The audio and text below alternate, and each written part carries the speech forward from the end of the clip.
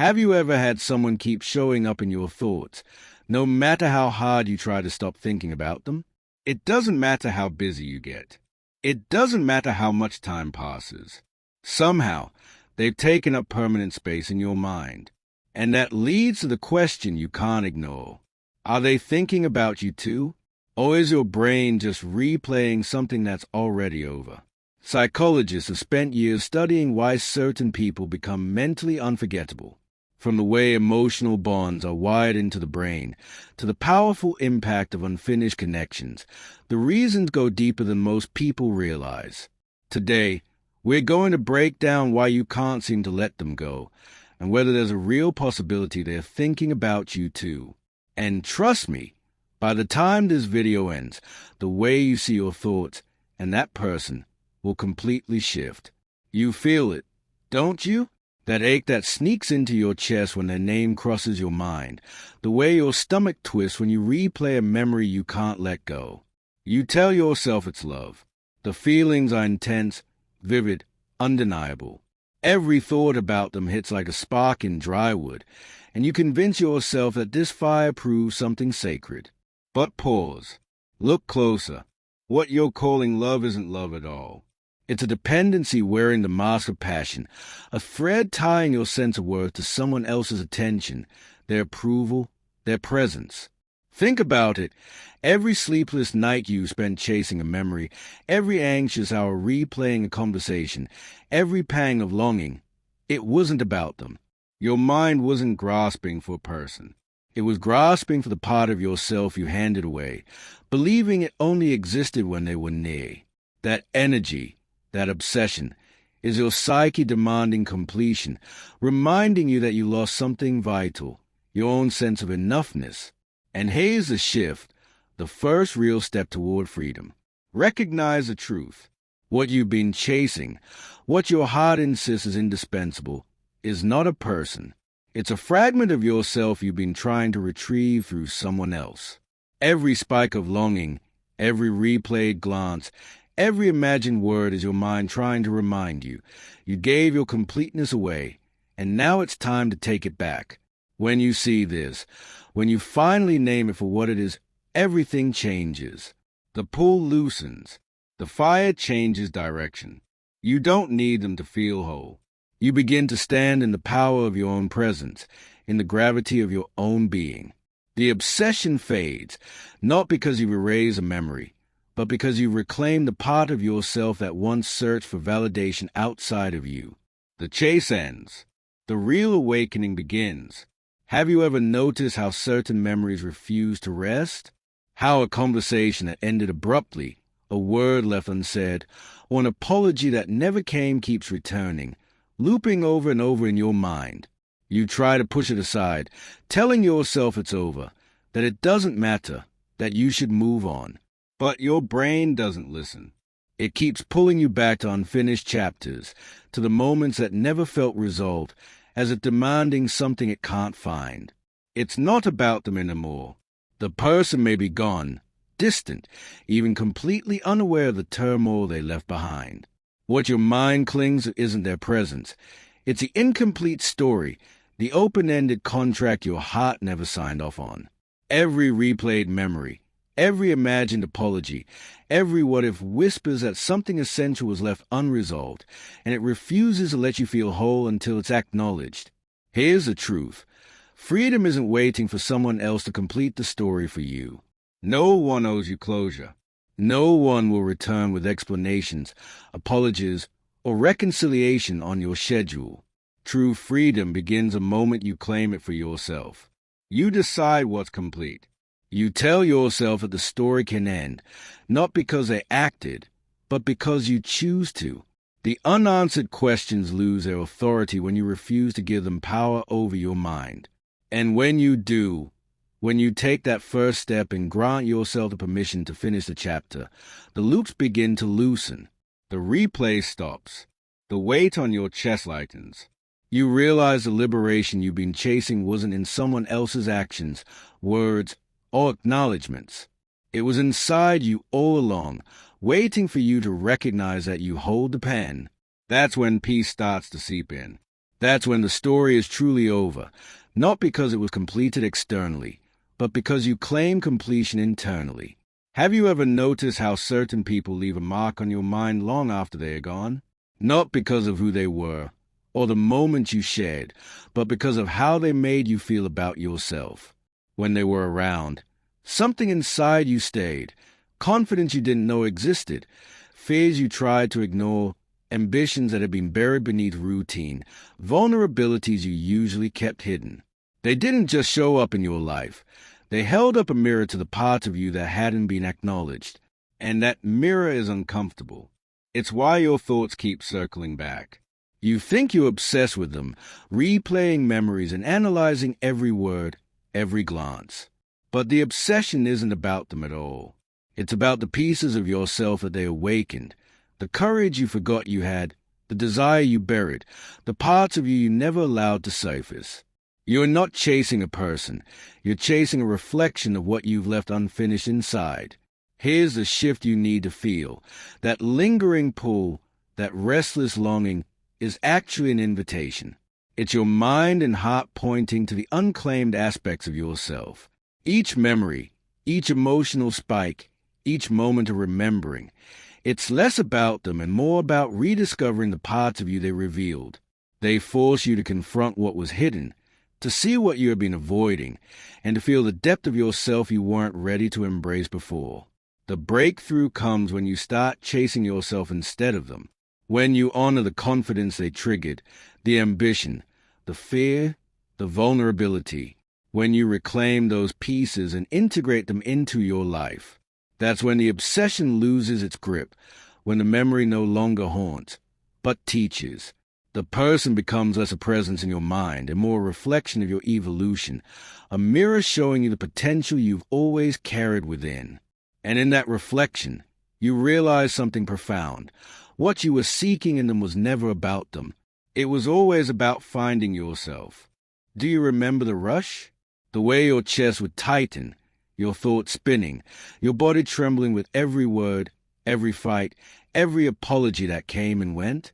You felt alive in those moments, exhilarated, consumed, addicted to the storm.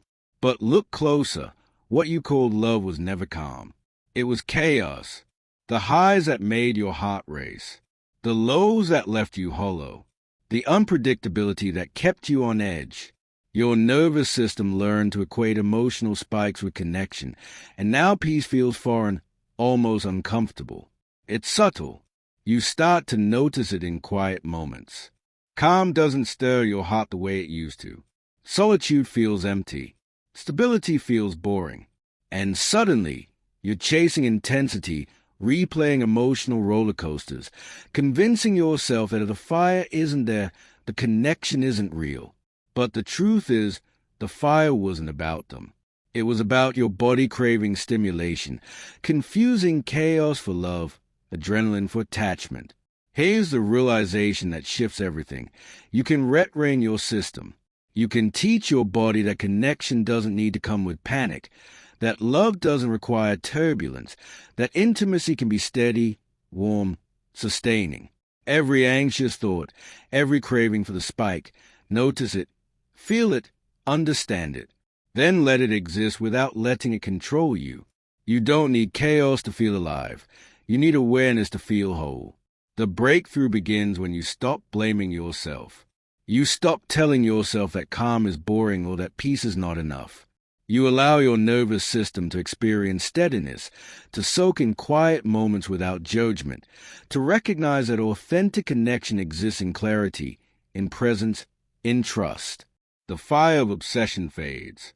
The highs and lows no longer dominate your heartbeat.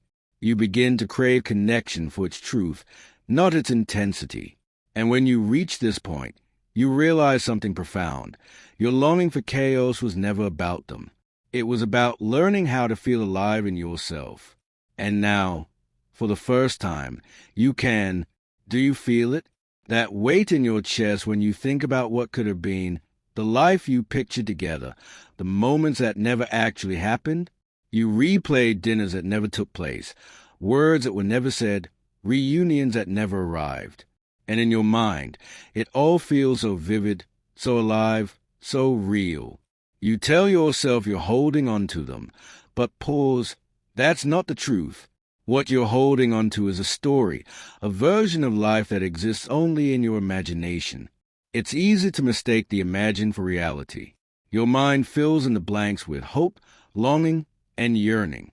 You invent apologies, craft conversations, play out futures that were never meant to be. And each mental scene, each fantasy, keeps the attachment alive, making it feel like you're tethered to a person who may have already moved on.